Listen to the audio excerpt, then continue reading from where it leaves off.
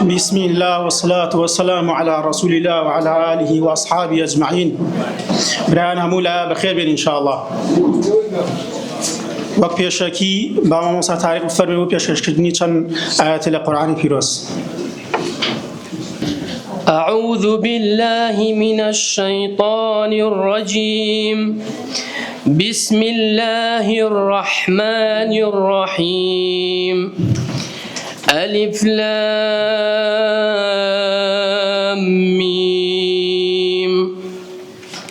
ذلك الكتاب لا ريب فيه هدى للمتقين الذين يؤمنون بالغيب ويقيمون الصلاة ومما رزقناهم ينفقون والذين يؤمنون بما أنزل إليك وما أنزل من قبلك وبالآخرة هم يوقنون أولئك على هدى من ربهم وأولئك هم المفلحون إن الذين كفروا سواء عليهم أأنذرتهم أم لم تنذرهم لا يؤمنون ختم الله على قلوبهم وعلى سمعهم وعلى أبصارهم غشاوة ولهم عذاب عظيم ومن الناس من يقول آمنا بالله وباليوم الآخر وما هم بمؤمنين يخادعون الله والذين آمنوا وما يخدعون إلا أنفسهم وما يشعرون في قلوبهم مرض فزادهم الله مرضا ولهم عذاب أليم بما كانوا يكذبون وإذا قيل لهم لا تفسدوا في الأرض قالوا إنما نحن مصلحون ألا إنهم هم المفسدون ولكن لا يشعرون. الله جزای خیری ما موسی تاریخ باتەوە. برایانی بەڕێز خزمانی ئەزیز سڵاوی خوای گەورەتان لێبێ بە خۆشحاڵیەوە بە ناوی خۆم و کاک ڕێبازی حاجی ساڵحەوە بە خێراتنی هەموو لایەکەکەم. ئامادەبوونی ئێوە لێرە مایەی پەروەشی و نیشانەی پەروەشی و خەمخۆریتانە بۆ تاک بە تاکی ئەم عەشرەتە و مایەی خەمخۆریتانە بۆ قەزەی کۆبوونەوە و قەزەی کۆمەڵایەتی لەم وڵاتەدا. ئەمڕۆ لەم مناسبە کۆمەڵایەتیە کە یەکەم جارە لەم وڵاتە شتێکی وا کە ئەنجام ببدرێ و کۆ ببینەوە جێی خۆیەتی کە بە ناوی هەموو لایەکەوە دەستخۆشی لە کاک ڕێباز بکەم بۆ ئەم ئەرکە کە پێهێستاوە. هیوادارم لەم چەند کاتژمێرەی کە لێرە پێکەوەین کاتێکی خۆش و ئارام بەسەر بەرین. ئەنجامدانی ئەم جۆرە کۆبوونەوە کۆمەڵایەتیە لەم غوربەت و دووریە لە نیشتیمانە کارێکی گەورە و پیرۆزە و ئینشاءڵڵا هیوادارین نمونەی ئەم کۆبوونەوە و کۆبوونەوەکانی کە بێتە مایەی پتەوی و خۆشەویستی لە نێوان گەنجان و لاوانی عەشرەتدا ئینشاءڵڵا. ئەمڕۆ لەم مناسبە کۆمەڵایەتیە میوانێکی بەڕێزمانەیە مامۆستا یاسینی بەڕێز لە لامان میوانە بە خێراتنێکی گەرمی لێکن هیوادارین سەفەرەکی خۆش و ئارامی کردبێ کە بە سەردانێکی کۆمەڵایەتی و تایبەت تەشریفی هێنا بۆ وڵاتی بەریتانیا و داوا لە مامۆستا یەحسانی بەڕێز دەکەین بفەرموو پێشکەشکردنی چەند وتەیەک. بە ناوی خوای گەورە میهرەبان برایان و خوشکانی بەڕێز سڵاوی خوای گەورەتان لێبێت. سەرەتا زۆر سوپاستان دەکەین کە بانگێشتی ئەم دیدارەتان کردین و جارێکی تریش سوپاس کە بوارتان بۆ کردین وتەیەک لە خزمەتتانە پێشکەش بکەین و سپاسی مام سیاسی نەکەم کە سەرەی ئەو وەڵام حەزی کرد کە من لە پێشەوە قسە بکەم زۆر سپاسی یەکەم خوای گەورە ئینشاءڵڵا خێر و بەرەکەت بەسەر دانیشتنەکە و بەسەر دیدار و بەسەر خزمەتیتانە ببارێنێت و ئینشاءڵڵا ئەمە یەکەم دیدار نەبێ بەڵکو سەرەتایەکی زۆر باش بێت لەمە دوا بتوانن باشتر و زۆرتر خزمەتیتان لەسەر خێر بەهێز و بەقووەت بکەن. خوای گەورە لە قورئانی پیرۆزە یەکێک لەو ئاەتە زۆر مەشهور و گەورانەی کە شیعارێکی مسلمانان و ئیسلام بە تایبەتی فەرمێ یا ئەیها الناس إنا خلقناكم من ذكر وأنثى وجعلناكم شعوبا وقبائل لتعارفوا إن أكرمكم عند الله أتقاكم. لناو قرآنی پیرۆزیشە مافی خزمایەتی دەلقوربە یەکێکە لە ئەو مافانەی کە ئینسان پێویستی بە پاراستنی هەیە. خوای گەورە لە زۆر شوێن لە قورئانی پیرۆزە فەرمێ وەئتی دەلقوربە حەقە، واتاوانەی کە خزم و کەسوکارتن مافی شیاوی خۆیان بدەرێ. من دەستخۆشیتان لێ یەکەم کە لە وڵاتێک هەمووی سەرقاڵی ئیش و کار و مەشغەڵەتی خۆی و هەندێک زیاتر وڵاتێکی مادیات و خەڵک بردنە بەرەو ئەنانیەت و بەرەو پەیوەندیکردن بە ذاتی خۆیەوە وا لە خەڵکێ بکا کە بیر بکەنەوە پەیوەندیەکی گەورەتر لە خود بەرپا بکەن، شتێک دروستکەن کە نەوعێک لە ئینتیمایان بۆ دروست بێ کە ئەویش لایەنی کەم ئاستی عەشیرەتە. واتە لە ڕوانگەی دینیشەوە عەشیرەت یان کۆبوونەوە لەسەر ئەساسی خوێن، لەسەر ئەساسی خزمایەتی کە زۆربەتان لێرە بەڕێستان ئەگەر بە پشتی یەکەمیش نەبێ بە دووەم و سێم ئەگەنەوە بە یەکتری، هەمووتان ئامۆزا و خاڵۆزا و پورزا و ئەم شتانەی یەکترن کەمە پەیوەندیەکە خوای پەروەردگار بە ئێوەی بەخشیوە. کەستان لەوانەیە ئازاتی و دەسەڵاتی خۆیتیان نەبوو بێ کە خزمی یەکتن و لەم عەشیرەتەیە بووە، بەڵکو جەعل و بەهێنانێکی خواییە کە خوای گەورە ئێوەی کردووە بە خزم و بە دۆستی یەکتری. بۆیە زۆر گرنگە لەم پەیوەندیە سوود وەرگرن. ئەگەر چی لە سەردەمی ئێستایە بەهۆی بوونی دەوڵەت و دام و دەستگا و دامەزراوی ترەوە زۆر جار ئەم پەیوەندی و دەوری عەشایریە ئەوەنە نەماوەتەوە. بۆیە جێگەی دەستخۆشیە و من هانتانەیەم کە ئەم مەسەلەیەتان بەردەوام بکەن و ئەم پەیوەندیە ببێ بە جۆرێک لە ئینتیما. ئێوە ئێستا هەر یەکەتان ئەو شعورەی بۆ دروستە بێ کە بەشێکە لە شتێکی گەورەتر، سەرەتا بەشێکە لە خۆی، دوایی بەشێکە لە خێزانی، ئەنجا بەشێکە لە شتێکی گەورەتر کە پێوترێ خێڵ یان عەشرەت. لە سەردەمی هاتنی ئیسلامە یەکێک لەو شتانەی کە زۆر زۆر باو بوو کە شتی باش و شتی ناباشیشی پێکردن بریتی بوو لە پەیوەندیەکی زۆر تند و تۆڵی خێڵایەتی و عەشیرایەتی. بۆیە جملەیەکیان لە ناوە بەناوبانگ بوو کە یانوت ئونسر ئەخاکە ظالیمەن ئەو مەظلومەن، ئەیانوو براکەت کەسی عەشرەتەکەی خۆت سەرخە ئیتر زاڵم بێ یان زوڵمی لێکرابێ مشکیلە نییە.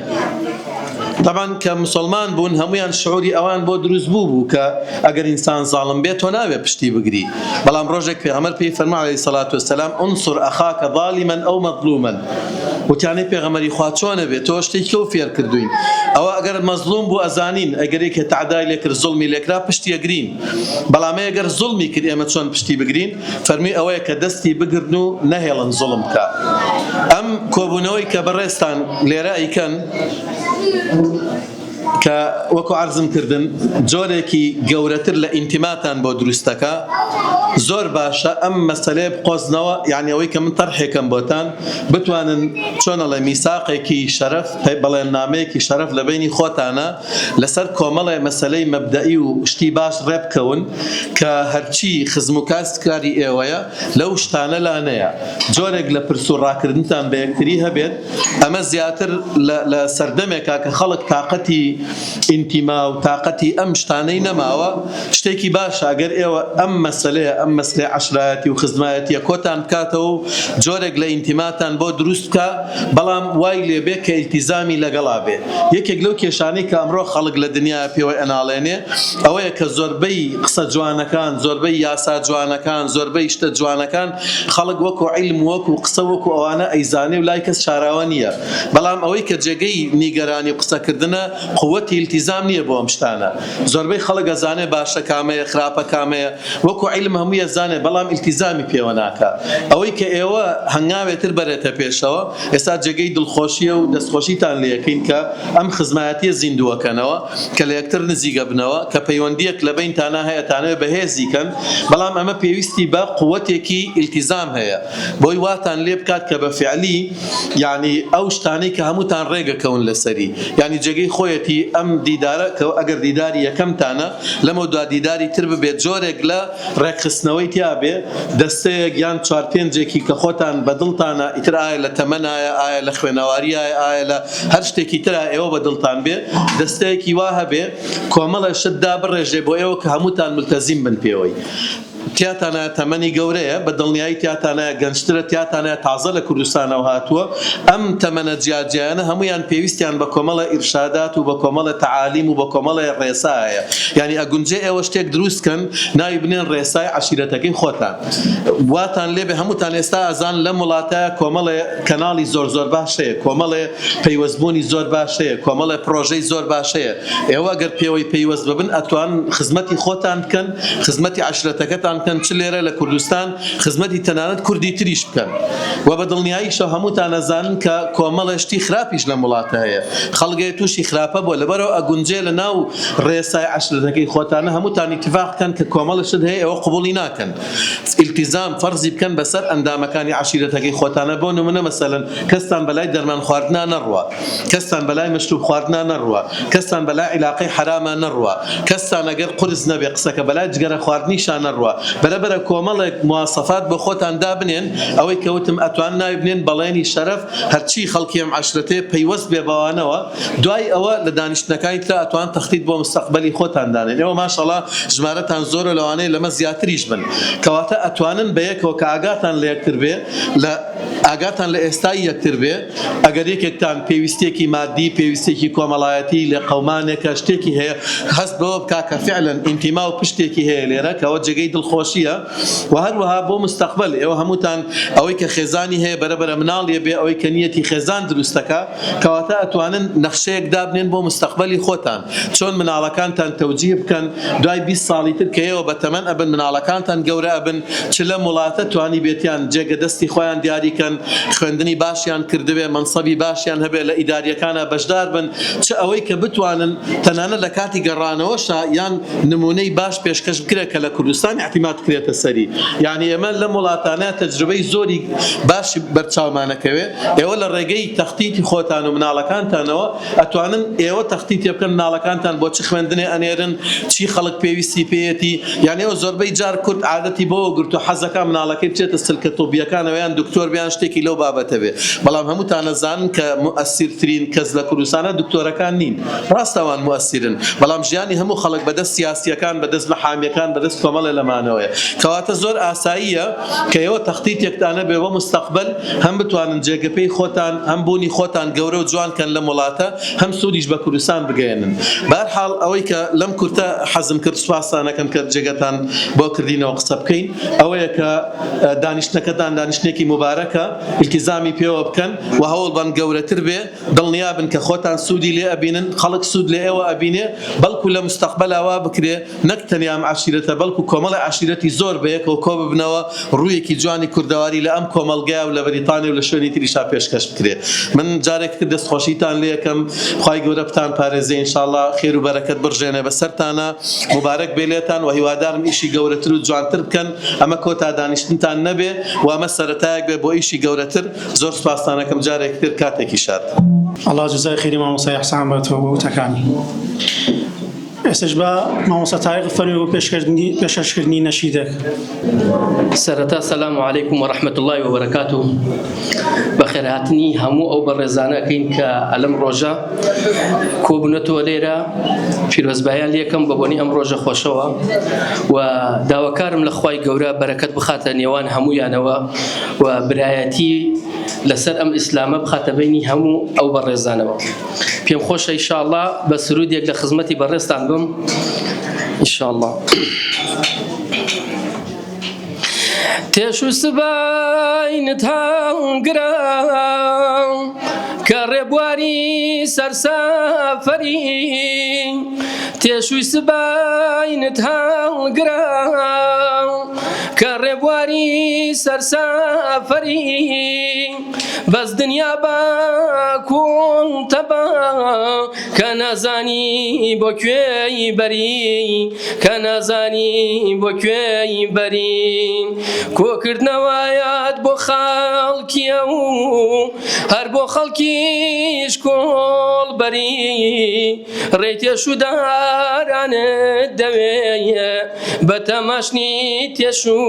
بەری پڕکە تێش و کە ئێستاکە لەبەردایە شەوی تاریکت لە پێشە ڕێگا احتیاجی چرایە ڕێگا احتیاجی چرایە زۆر جار لەگەڵ خەڵکیان تەرمت بۆ گۆڕستان بردووە ڕۆژێ دەبێین تۆ دەبێیە کە خەڵکی هاڵیان گرتووە ڕۆژێ دەبێین تۆ دەبێیە کە خەڵکی هاڵیان گرتووە تێش و سباینت هەڵگرە کە ڕێبواری سەرسەفەری بەس دنیا بە کوڵتەبە کە نازانی بۆ کوێی بەری کە نازانی بۆ کوێی بەری کۆکردنەوەیەت بۆ خەڵکیە و هەر بۆ خەڵکیش کۆڵبەری ڕێتێش و دارانت دەوێیە بە تەماشنی تێش و بەری. السلام عليكم ورحمة الله وبركاته. الله جزای خێری مامۆستا تاریخ باتەوە. ئێستاش مامۆستا یاسین فەری بە پێشکەشتنی چەند وتەیەکی بەنێ. بسم الله الرحمن الرحيم الحمد لله وصلى الله وسلم على سيدنا محمد رسول الله وآله وصحبه ومن والاه ربنا لك الحمد كما ينبغي لجلال وجهك ولعظيم سلطانك آمين. عزیزان و خۆشەویستان مامۆستایانی بەڕێز خزمانی زێدە ئازیز السلام علیکم ورحمة الله وبركاته. سەرەتا ئەمێ ئەوەتان ئەرزکەم ئەگەر هەر دوو کەسێ بەیەکەوە یەک چپەش بکەن غەڵبەغەڵبێکی زۆر لە نێو قاعەکەیە دروستە بێ. جا تکایەکم هەیە ئەگەر ئەو غەڵبەغەڵە لە کاتی قورئان خوێندنەکە شار هەبوو ئەگەر کەمێ سەبر بگرن و بە ئارام بنەزانم زۆرێکی تایە ڕەنگە مودەیەکی باش بێکتان نەبینیوێ مەجالی ئەوەش هەرە بێ ئینشاءڵڵا ئەو دیدارە چونکە دەنگەکە قاعەکە کە دەنگە چپەیەکەی دەنگەیاتەوە و خەڵک تێناگا لە وتەکان. خۆشەویستان من زۆر خۆشحاڵم کە هاتوومەتە خزمەتتان بە سەردانێک بۆ وڵاتی بەریتانیا و لە هەرێمی کوردستان لە سلەیمانی و ناوچەی شارە زوورەوە. خۆشحاڵم بەوەی کە هەندێک لە میوان و ئەزیزان هاتوون گەورەیان کردوین لە غێری عەشرەتەکەی خۆمان چەند مامۆستایەکی بەڕێز کە هاتنیان گوڵبارانەکەین. خۆشحاڵم بەوەی کە ئەم ئەزیز و خۆشەویستانە کە ڕێژەیەکی زۆریان هەیە ڕەنگە تیانە بێ 25 ساڵە نەمان بینی بێ یاخود زیاتر یاخود ڕێژەیەکیان تایە کە بە دیداری یەک شاد نەبوو بێتن لە کاتێکا لە بەریتانیاشن بەڵام لەم دیدارەیە ئەو فرسەتە خوای پەروەردگار ڕەخساندوێتی بۆ ئەوەی کە چاومان بە یەکتری بکەوێ و بە ناوی ئێوەشەوە من سوپاسی کاک ڕێبازی حاجی ساڵحی کانیپان کاکەم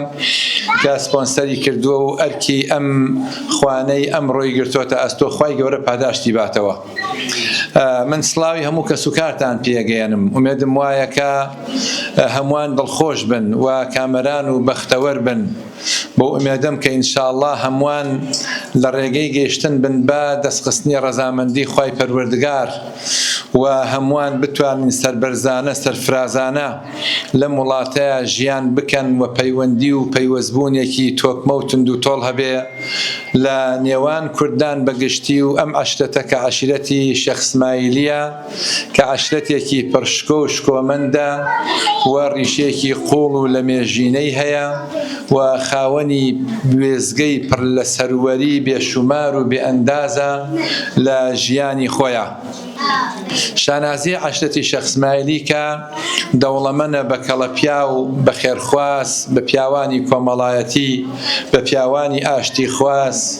کە گوندەکانی عەشرەتی شێخ ئیسماعیلی پڕن لەو جۆرە کەڵەپیاوانە.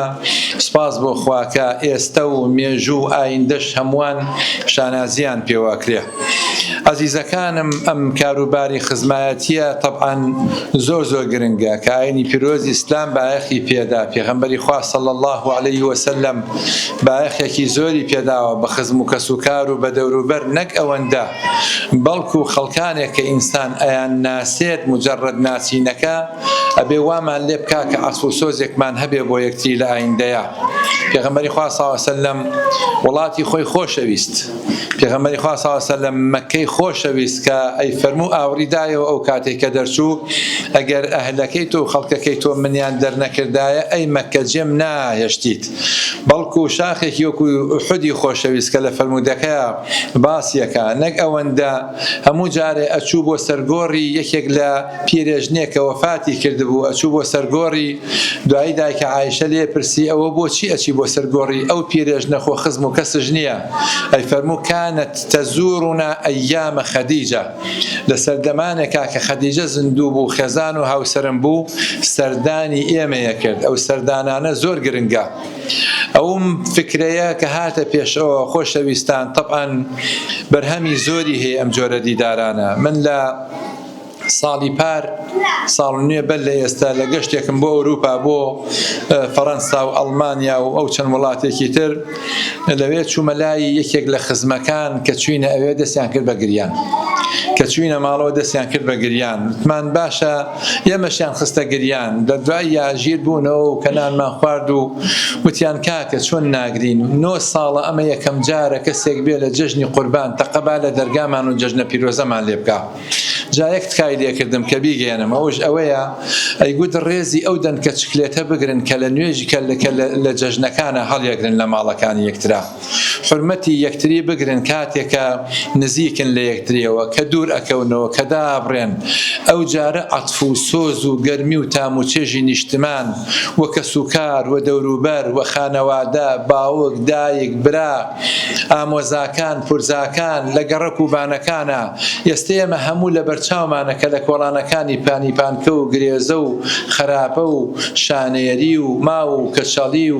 دێ حاجی و هەروەها کێلەکەوە و گوندەکانی تر چوارتاق و جگە لە گوندەکانی گەرمیان کە مناڵ بووین یاریمان کردو هەڵسوکەوتمان کردو هەمووان پێکەوە،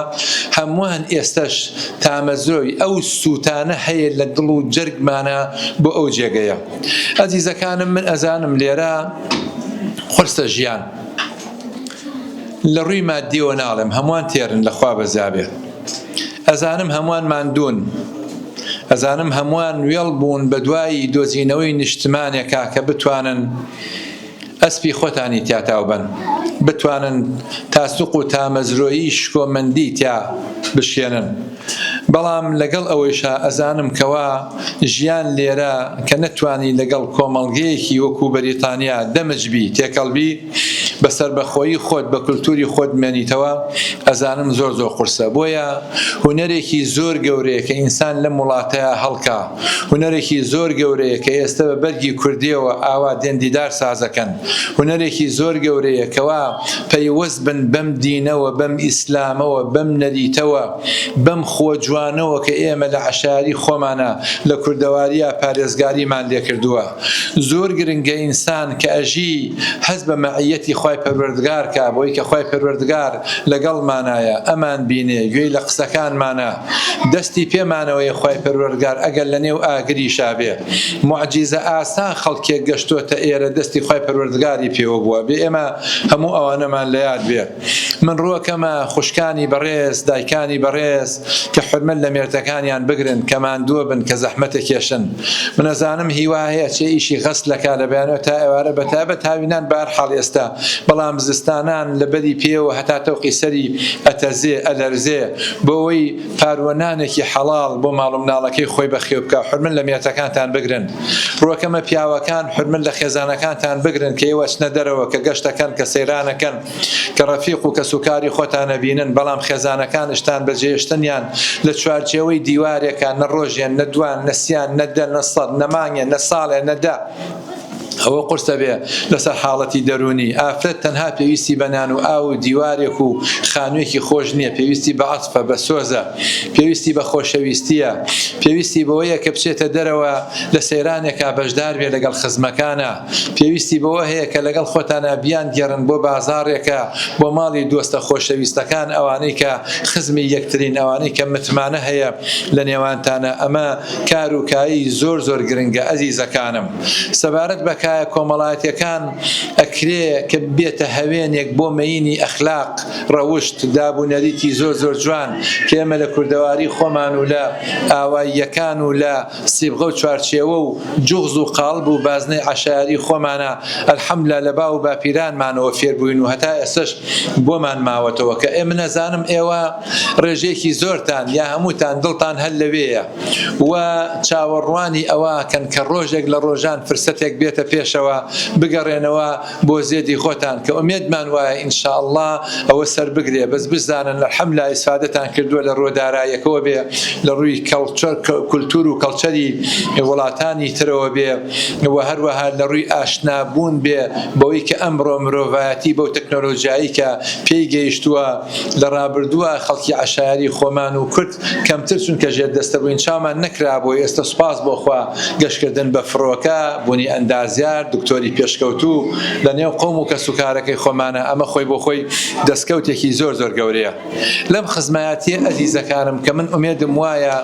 هەتا ئەتوانن خزمایەتیەکانتان بەهێز بێ ئەزانم الحەمدوللا خەڵکی شێخ ئیسماعیلی باشی تایە ڕێژێکی زۆر زۆری تایە بەڵام ئەزانین کە دوورن گوندی وا هەیە 100 کەسی لە بریتانیایە گوندی وا هەیە ڕەنگە ئێستا گەر کۆ بێتەوانێن نزیکی 300 کەس لە شوێنێکی وەکو بێرمینگهامە خێزانەکان عەدەدەکان ئەوەندە ببێ ئێستا ڕێژەیەکیان ئیشیان هەیە ڕێژەیەکیان هەندێکیان نەخۆشن هەندێکیان نەیانتوانیوە بێن و ڕێژەیەکی زۆرش ئێستا گەڕاوەتەوە بۆ هەرێمی کوردستان چونکە لە مۆختەیە گونجاو بۆ بۆیان لە خزمایەتیە لە هەر کارێکی ترا ئەزیزەکانم پێویستیمان بە نیەتێکی خاوێن هەیە پێویستیمان بە نیەتێکی خاوێن هەیە خوای گەورە لە قورئانە کە باسی پیاومان بووکە لە مەسئلەی پیاوە خوای پەروەردگار مەبەستی تەنها پێ نێر نییە مەبەستی پێ مێینەیشە نێر و مێ مەبەستی پێ پیا و تەنها مەبەستی پێ نێر نییە مەبەستی پێ هەڵوێستە لە بە چەند مانایەک هاتووە لە قورئانە مەسئلە پیا و ناوی کەلیمەی ڕیجال لە قورئانە بە چەند واتایەک هاتووە کەسیانیان زۆر سەرەکین یەکەمیان بریتیە لە ڕازگۆیی رازگویی من المؤمنین رجال صدقوا ما عاهدوا الله عليه رازگویی ئەزیزەکانم لە ژن و مێردایەتیە رازگویی لە پاک و خاوێنیە رازگویی لە قسەکردنە رازگویی لە کار و کەسابەتە لە شەریکایەتیە لە کوڕ و باوکایەتیە لە کچ و دایکایەتیە رازگویی لەگەڵ هەر کەسێکە کە مامەڵاکی تەنانەت لەگەڵ درەختێکە لەگەڵ ئاژەڵێکە بۆیە مرۆڤ یەکێک لە سیفەتەکانی پیا و بریتیە لەوەی کە ئەبێ مرۆڤ ڕازگۆ بێ سیفەتی دووەمیان ئەزیزەکانم بریتیە لە خاوێنی خوای گەورە لە قورئانە فەرمێ فیه رجال يحبون أن يتطهروا پیاوگەلێک نیەتمان پاک بێ لە خزمایەتیەکەیە لە کەسایەتیەکەیە لە سەردانێکە کە ئەچی بۆ ماڵێک کە ئەچی بۆ ماڵێکە بێ و چاوە پارێزراو بێ ئەو نیەتە پارێزراو بێ ئەو خۆپەی دڵە پارێزراو بێ بۆ پارێزراو بێ کە هەستکەین یەقینمان هەبێ بۆی کە خوای پەروەردگار چاودێرە بەسەرمانەوە خزمایەتیەکەمان نابێت چاوەڕوانی پاداشت بکەین نابێت تۆ دعوەتێ بکەی چاوەڕوانێ بکەی کەسێک دعوەتێکە بۆ بکاتەوە ناوە دعوەتی پێ ناوتێ نابێت تۆ سەردانی کەسێک بکەی چاوەڕوانیەوە بی ئیلا ئەو سەردانە بکاتەوە پێغەمبەری خوا صلی الله علیه وسلم بەو شێوازە نەبووە ئینسانی گەورە ئەوانن کە هەستیان بە گیانی بەرپرسیارەتی هەیە پیاوی وا هەیە لە بنەماڵەیەکە کوڕەکەی بچێ بۆ لای یان نەچێ بۆ لای ئەو خۆشەوێ خۆشەویستیمان بۆ یەکتری نابێ مەرجدار بێ وەکو ئەو دایکەی کە کوڕەکەی خۆشیە کوڕەکەی خۆی خۆشەوێ ئەگەر گوناهکارشکە لەو کاتە کە قسە بە دایکەکەی ئەڵێ کە جنەوی ناشرینشی پێ ئێشتا ئەو دایکار خۆشەوێ خۆشەویستی نێوانمان ئەبێ مەرجدار نەبێ ئەبێ یەکمان خۆش بێ لەبەر خوا لەبەر کەسایەتی لەبەر خزمایەتی لەبەر پاکێتی لەبەر خاوێنێتی نابێ ئێمە چاوەڕوانی ئەوە بکەین کە چاکەیەک لەگەڵ کەسێکی خزمەکەی خۆماناکەین ئیلا ئەوی چاکەیەکمان لەگەڵا بکاتەوەی من وەڵا لە فێکم بۆ کڕێ و لە فێکی بۆ نەکڕیوە نا ئەگەر مادام بەو چاوەڕوانیەکەی ئەوە خێریشێ ناگا و چاکەشێ ناگا و ناگەی بە ئامانجەکەی خۆشە خزمەتیە بێ ئینسان بەردەوام بێ لەسەری یەکێک لە سیفەتەکانی خزمەتی و کەسایەتی ئەوەیە کە بەردەوام بێ ناکرێ مەسەردانێکی یە بکەین و تر قەتعی بکەین ناکرێ چاکەیە لەگەڵ یەکا بکەین و تر چاکەکە خەتا بکەین ئەبێ بەردەوام بین لەو چاکەکاریەها کۆمەڵی ڕیسپی هەبووە لە هەر گوندێکی خۆمانە هەر کە ناویان ئەهێندێ یەکسەر خەڵک ڕەحمەتیان بۆ نێرێ ئەها پیاوانی خوا بوون ئەها خەڵکانێکە بوون ئەزیزەکانم ئێمە لە دینداریمانە با خۆمان سادەکەینەوە خۆمان خاکی بکەینەوە خاکی شتەکانمان زۆر ئاڵۆز نەبێ زۆر معقەد نەبێ نەیبن بەلای فەلسەفەیەکی زۆر قوڵا سادەیی کە سەیرەکەین باو باپیرانی ئێمە خواپەرستێکی زۆر جوانیان کردووە ها لە زۆر لە گوندەکانە خەڵکانێک بوون کە مامە سۆفیەک بووە مامە پیرەیەک بووە ڕیسپیەک بووە کە ئەڕۆی بۆ مزگەوت یەک پارچە گەوهەر بوو ئەها کە سەیرێکردی دەستێکرد بە خەندە و پێکەنین ئەها نورمان لە نێو چەوانیانە ئەبینی ئەها بووبوون بە کۆتری مزگەوت و سورەیا یەک دڵی بە مزگەوتە هەڵواسرا بوو ڕەنگە هەر یەک لە ئێوە ئێستا ناوی دەیان کەسمان لە لابێکە لە گوندەکانی خۆمان نابوون سپاس بۆ خۆی پەروەردگار کە ئەوانە جێگەی شانازی بوون بە سادەیی بە خاکی بوون خواپەرستیان کردووە خواپەرستیەکی عەمەلی و کردەیی ئەزیزەکانم ئەم قسانە کە ئێمەیکێن ڕەنگە سوودی نەبێ تەنها قسە بەڵکو ئەبێ بەرجەستە بکرێ بەکردەوە چەندە تۆ لە خزمەتی قەومەکەی خۆتای لە خزمەتی دراوسەکەی خۆتای لە خزمەتی ئامۆزاکەی خۆتای لە خزمەتی خاڵ و پورزاکەی خۆتای لە بینی خزمەکانە جاری وا هەیە جۆرێک لە حقد و بغض و قین و ململانەیەک ئەمە هەن دروستە بێ گەورەیە بۆ پیاوانی خوا لە نێو خزمانە کە گوێ بۆ حاڵەتانە نەیەن بڵێ من ئیشەکە بۆ خواکەم کابرا ئەگەر قسەشم پێ بڵێ لە کاتی سەختی و ناڕەحەتیە هەر بەدەمیەوە بم خۆ بەکەم گرتن ئەزیزەکانم خۆ بەکەم گرتن یەکێکە لە سیفەتی پیاوە گەورەکان ئەوەی کە مرۆڤ لە بینی خزمەکانە ئەبێ زۆر خۆ بەکەم گر بێ زۆر خاکی و سادە بڕوانێ بۆ خۆی خەڵکی لودبرس ناحەزی خوایە یەکێکە لە گوناهە هەرە گەورەکانش یەکێکە لە گوناهە هەرە گەورەکان لە کتێبەکانە هاتووە قیسەسی ئیسرائیلیە بەنی ئیسرائیل ئاڵێ جارێکیان سەیدنا عیسا ئەچوو بەڕێیە کە ئەچوو بەڕێیە لەگەڵ حەواریەکان و پیاوەکانی دەور و پشتیا بوو کەسێکش کە زۆر پیاوکوش بوو تاوانبار بوو لەسەر گردێک گۆستا بوو ئاوا سەیری عیسای کرد یەک کوت لە نورە قەوارەیەکە لە نور ئەڕوا بەڕێیە ئەڵێ کە ڕۆی وتی باشە من بۆ نەچم بۆ لای ئەم پیاوەی خوا دەست خەمە نێو دەستێەوە تەوبە بکەم با تەوبە بکەم و بگەڕێمەوە ئەڵێ ئەڕۆی بەڕێیا شوێنیان کەوت بۆ ئەوی تەوبە بکە یەکێک لە پیاوانی عیسا ئاوڕی یایەوە بۆ لای ئەم پیاوە کە بە دوایان ناڕۆی بە چاوێکی بێڕێزی و احتیقارەوە سەرزەنشتەوە سەیری کرد ئەویش تەریق بۆ گەڕایەوە کە گەڕایەوە تەواو تەوبەکەی نەکرد لەو کاتەیە پەیام ها بۆ خۆی بۆ عیسا لەلایەن خۆی پەروەردگارەوە ئەی عیسا عەبدێکی من کە گوناهبار بۆتە ئێستا شوێن تۆکەوە بۆ ئەوەی کە بێت تەوبە بکە بەڵام کەسێ لە حەواریەکانی تۆ کە خۆی زۆر بەخوا ناتەزانێ بە چاوێکی بێڕێزیەوە بۆی ڕوانی و سەیری کرد ئەی عیسا پێی ڕابگەێنە بەو عەبدە کە شوێن تۆکەوە بۆی تەوبە بکە ئەوە لە هەموو گوناهەکانی خۆش بووم بە حەواری و پیاوەکەی لای خۆت هاوڵەکەی خۆشت ڕابگەێنە هەچی کاری کردووە هەتا ئێستا سفرم کردەوە کردم بە تۆزی بابردەڵە و بردم بە ئاسمانە پیاوی خوا ئەوەیە کە باڵی سۆز و خۆشەویستی نەویەکە پیاوی خوا ئەوەیە کە هەست ئەکا ئەمە مرۆڤێکی سادەیە کەسی متەواضع خاکی بۆ خۆشەویستە چونکە گوزارش لە حەقیقەتی خۆیەکە کەسێک کە خاکی بێ کە متەواضع بێ بۆ خۆشەویستە چونکە گوزارش لە حەقیقەتی خۆیەکە ڕاستیەکەی خۆی چۆنە ئاوا خۆی دەرەخە بۆیە لەسەرمان پێویستە ئەوانەی کە پیاوانی خوان لە عەشرەتەکانە ئەزیزەکانم باڵی سۆز و خۆشەویستی بۆ یەکتری نەویکەین بەدەم یەکەوە بین خۆ بەکەم گر بین خۆ بەکەم زان بین بۆ ئەوەی کەوا لە خزمەتی خۆم و کەسوکاری خۆمان نابین خاڵێکی تر ئەزیزەکانم لە بینی خزمەتیە کەمێ ئەرسان کەم ئەوش بریتیە لە چاونوقاندن گێلکردن خۆ گێلکردن لە هەندێک هەڵەو کەم و کوڕی کە ڕوویە هی وا هەیە ئەچێ بە شوێن وردەکاری زۆر ئاگەڕێ ئەو کەسانەی کە پیاوی گەورن ئەوانن جاری وا هەیە گوێی لەوا بێ کە قسەی پێوتێ لای خزم و کەسەکەی خۆیەوە بەڵام ئەم وەڵامش نایەتەوە خۆی گێلەکە چاوپۆشی هەیە بەرامبەر بە خزم و کەس و دەوروبەرەکەی خۆی ئەمەیە ئینسانەکان گەوراکە وەکو پێغەمبەران عەلەیهیمو السەڵات وەسسەلام هەتا ئەتوانن ئەزیزەکانم لە ڕێگەی خزمەتکردن بە خزم و کەسەکانتانەوە خۆتان بگەێنن بەخوا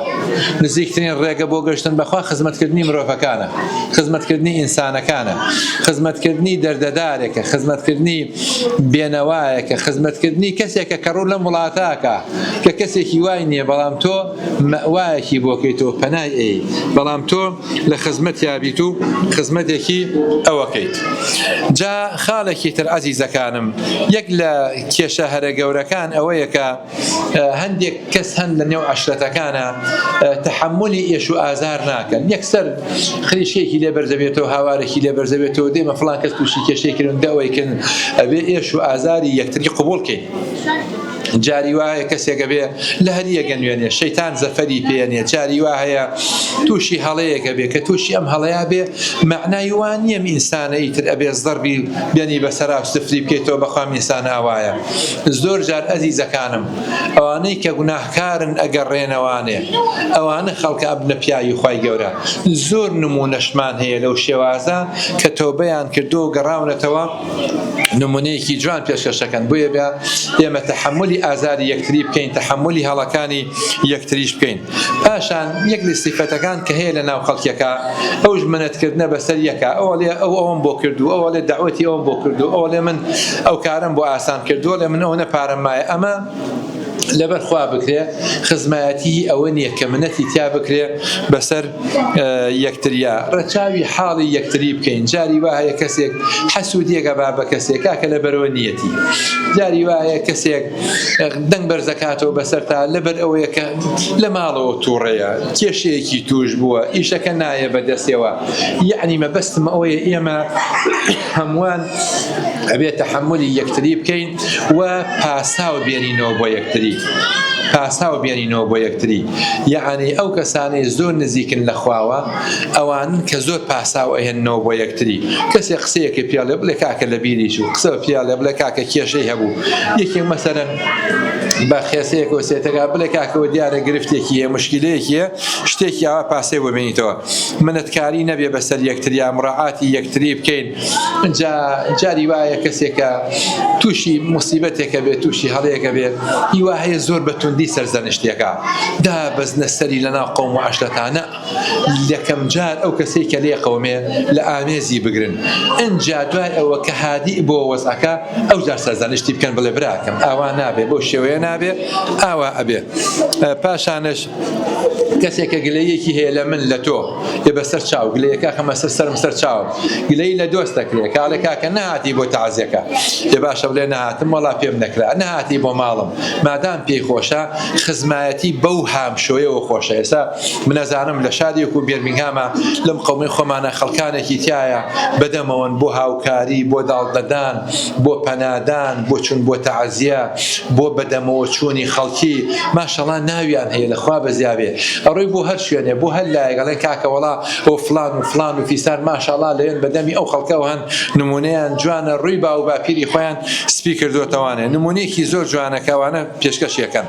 هەتا ئەتوانن لە بۆنە و یادەکانی یەکتریا بەشداری بکەن شەکراوێکە خوانە خواستە پرسەیەکە مناسبەیەکە بۆنەیەکە جەژنێکە دیدارێکی ئاوایە هەتا ئەتوان بچن بۆ لای یەکتری ڕاستە ڕەنگە ئەرکە کە قورس بێ بەس یەک شەمان ئێستا ئەکرێ شەوان ڕەنگە بکرێ ئەو کاتانەی کە ئۆفن ئەو کاتانەی کە دەرفەت هەیە کەسێکش کە ناتوانێت عوزرێکی هەیە عوزدەکەی بخەنە سەر و سەر چاوی خۆتان پاشانش یەک تێبینیەکم هەیە من لێرە ئەزیزەکانم ئەوش ئەوەیە وەکو پێغەمبەری خوا صلی الله علیه و سلم فەرمێ الأقربون أولى بالمعروف یا قسەیەکە هەر قسەیەکە الأقربون أولى بالمعروف ئەمە لە کاتێکا کە سەدەقەیەکە دەی کە چاکەیەکەکەی کە خێرێکەکەی سەیری ئامۆزاکە بکە بزانە پێویستی پێ نییە سەیری پورزاکە بکە سەیری خاڵۆزاکە بکە سەیری دەوروبەرەکە بکە سەیری ئەهلی ئاوایەکەی خۆ بکە تۆچی جاری وایە هاوکاری خەڵکێکەکەی کە دوورە بەتایبەت ئەوانەی کە خوا پێداون ێ باشە تۆ بۆ هاوکاری ئەوانەکەی ئەوەی کە لە پێشتەوەی کە تۆ هاوکاری بکەی خزمەکەی خۆتە بەخوا مەحەبەت و خۆشەویستی جەخاتە بینی یەکتریەوە کاتێکە هاوکاریەکی باشی ئەەکەی ئەنجا حتا ئەتوان دڵی یەکتری خۆشکەن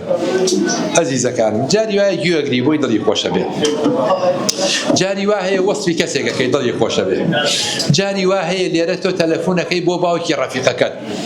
والله ئەوە لەگەڵ قڕانەکە ساین پێکەوەین الحەمدولله تەلەفۆنەکەی بۆ دایکی جاری وای ئەحواڵ پرسیریەکەی جاری وا هەیە لە نێو خێزانەکانە کێشەیەک ئەبێ